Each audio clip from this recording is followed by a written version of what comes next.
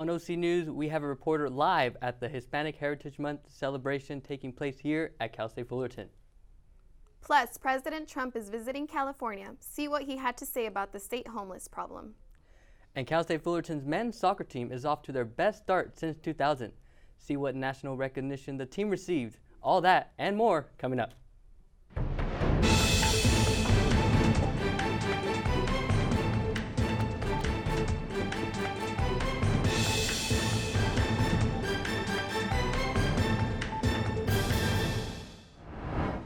Welcome and thank you for joining us at OC News. I'm Alexi Aguayo. And I'm Daisy Tornell. OC News is brought to you by the broadcast journalism students at Cal State Fullerton. The Cal State Fullerton community is ready to celebrate. The kickoff event for the start of National Hispanic Heritage Month starts in about 30 minutes inside the Titan Union. More than 40% of students on tour campus are Hispanic or Latino. CSU President Virgie will be on attendance. Our own OC News reporter Jason Martinez is live at the event. Jason, what's going on there? Today, CSUF celebrates Hispanic/Latin American Heritage Month, and President Fran Virgie welcomes you to a block party full of food, dancing, and performances. Behind me through these doors in the Titan Studio Unit pavilions will be the block party, and if you can see right behind, there'll be art activities like face painting, button making, paper flowers, as well as delicious foods like quesadillas, taquitos, churros, and empanadas. Also at the event, spoken word artist Daniela Rodriguez del Orbe will be at the event. She's a co-host of her podcast, Loose Accents. Also performing with her is the Ballet Folklorico de CSUF. It's going to be a fun show, but even if you're not Hispanic, please feel free to join the event. It's open and free to the public at Titan Studio Union Pavilions from 5:30 p.m. to 7:30 p.m. We hope to see you here. I'm Jason Martinez, reporting for OC News. Thank you. Back to you guys. Students, faculty, and staff are gathering in Los Angeles for the first Latino Communications Institute's Award Dinner. The event was organized by the College of Communications LCI Director Inez Gonzalez and a group of students. The LCI was designed to prepare talented graduates for the workforce with courses, research, and educational opportunities. Tonight's event will honor 3 alumni with awards for mentoring and innovation. Our own Gabriela Martinez is at the scene. Gabby? Hello guys, that is correct. We are here in Los Angeles at the inaugural ceremony for the LCI event. We will have 3 honorees awarded tonight. The Visionary Award for Denise Salcido, the Innovator Award for Brenda Saucedo, and the Outstanding Mentor for Cheryl Posadas tonight. We chatted with Dr. Inez Gonzalez, who organized this event. Let's see what she had to say. What it ended up being is a celebration of our alumni, of our Titans, getting together employers to connect with our talent, and for Titans from different generations to reconnect. You can find more information online. I'm Gabriela Martinez from Los Angeles. Back to you guys.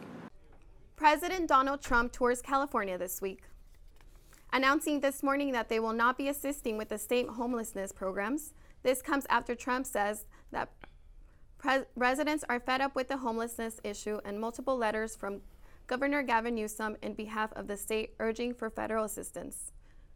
Previously, Donald Trump stated that the administration would help with the issue, saying, quote, "We have people living in the highways, our best streets, our best entrances to the buildings, where those people in those buildings pay tremendous taxes, where they went to those locations because of the prestige. It is unclear what further action will be taken." California has been banned from setting their own emission standards, rolling back half-century-old policies. State officials are outraged, saying that California's requirements are what keep California in the lead, as climate change activist Attorney General Xavier Becerra said, quote, "Some of California's standards alone led to stronger standards from the EPA itself." Automakers have warned the administration that forcing a legal battle over pollution standards could cause a split in consumers. With California making up 12% of car buyers in the U.S., consumers may look for more cleaner energy vehicles. Governor of California Gavin Newsom signed the AB 5 bill this morning, which could raise prices to students who use gig services such as Uber or Lyft. I covered the story on the new law in California. students may no longer work for gig companies like Uber and Lyft. California Senate and Assembly passed the Assembly Bill 5 mandating companies to consider their gig workers as employees, offering minimum wages, benefits, and more. Analysts reported in the Wall Street Journal that drive rates could go up 30% for customers, hindering Cal State Fullerton students' commute to the campus. I don't really see it as a benefit or kind of a consequence. So I feel like if some students were not using it as much, maybe that might drop the number of drivers available in the area. Some students are comparing the possible increased rates to taxi rates. Most likely, yeah. If and then it go up to taxi rates, I would probably use it less because of the actual rate. Maybe I'd still use it because of the convenience, but if it be a different rate, I'd see myself changing the amount of times I use it. Even if students use Uber or Lyft services less, they will still get around where they need to in other ways. Necessarily being that it would be a taxi price, you'd probably go back to, the other way of driving or transportation, maybe asking like a family friend or something like that, but it definitely affect your consumption of that, or my consumption of that, I would say. Alexia Guile, OC News. Assemblyman Bill Breaux has been urged by the Republican Party of the Orange County not to seek re-election in 2020 after 3 women have accused him of sexual misconduct. One of the women coming forward is Lisa Bartlett, the chair of the Orange County Board of Supervisors.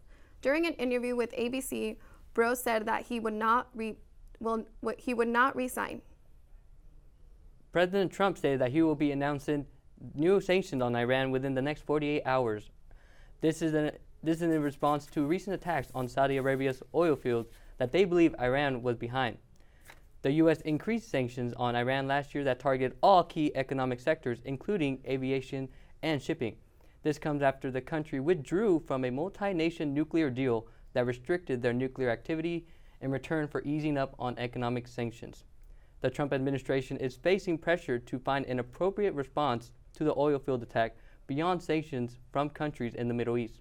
But the U.S. is getting different messages from these countries on what should happen next. Military intervention is in play, but Saudi Arabia wants the U.S. to avoid any military action. A Detroit man was charged on Monday for the murder of 4 women who were found brutally attacked. The bodies of Annetta Nelson, Nancy Harrison, Trevison Elise, and Tamara Jones were found throughout the city between February 2018 to June of this year. D'Angelo Martin has been charged with these murders, but authorities say that the cause is still under investigation, claiming that Martin may be linked to 2 other deaths in the area. A gut-wrenching back-to-school PSA unveiled earlier today by the Sandy Hook Promise Foundation, which aims to raise awareness for signs of violence in children, hoping to end deadly school shootings. The ad shows children using ordinary school items to protect themselves as a shooting unfolds. The nonprofit foundation was organized after the deadly shooting at Sandy Hook Elementary in Newton, Connecticut that left 26 dead 7 years ago. 20 of them were children. We warn you to take a look at the graphic video with caution. These new socks, they can be a real lifesaver. And I finally got my own phone to stay in touch with my mom.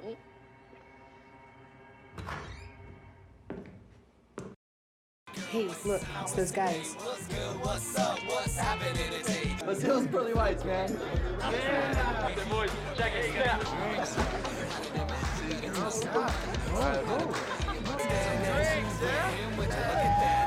Stand up, do my chair is gonna compare us.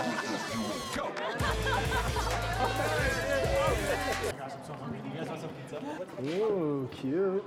Are you good to drive? I'm fine. Hey girl, what's up? What's the name? What's good? What's up? What's happening? How many did you have? I should be fine. You should be. Sir, go and step out of the vehicle for me. Yes, sir.